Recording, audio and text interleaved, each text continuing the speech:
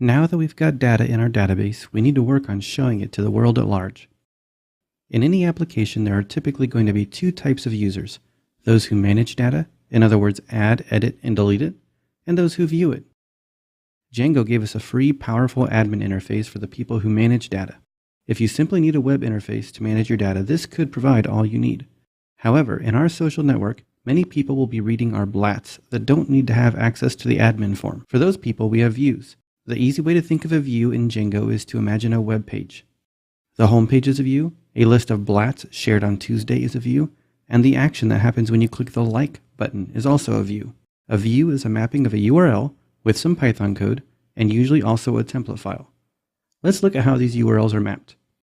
In our code editor, let's look in the blather folder for urls.py file. This is where Django stores the mappings for the views.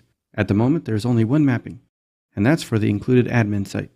The mapping is done by calling the URL function and passing in a regular expression, followed by the module method to call when handling the request.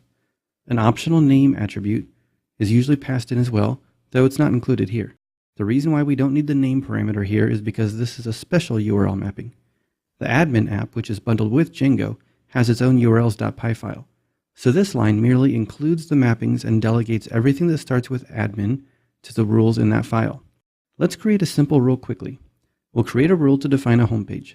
We'll call the URL function and then pass in a regular expression that matches an empty URL.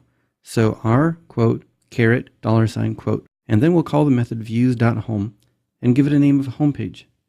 If your editor is smart, it will give you an error with views.home because it's not a valid name.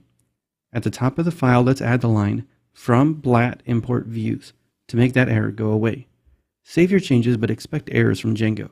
We need to open up the views.py file from the blat app folder and add a view called home. Django includes many helpers.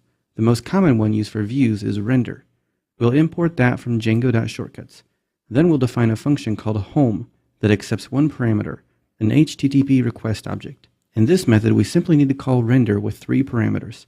The first is the request, the second is the template name as a string, and the third is a dictionary containing the context for our template. This is where we stash variables that our template will use. We'll define one called message and set its value to hello world. Feel free to embellish that as you see fit. Ensure that your run server restarts and is running. Then visit localhost :8000. You should see a great error like this declaring that the template does not exist. This error page is one of my favorite things about Django. It's one of the most helpful error pages I've seen. By the way, this is enabled for development mode. In production mode, you'll want this page to be disabled, which you do by setting debug equal to false in blathersettings.py. We're going to end this video now, but before you resume the next video, read through this page and get a feel for the kinds of helpful information it tells you. If you want, introduce an error in your view and see how it changes. We've got a simple view. In the next video, let's create a template so that we can get rid of this error message.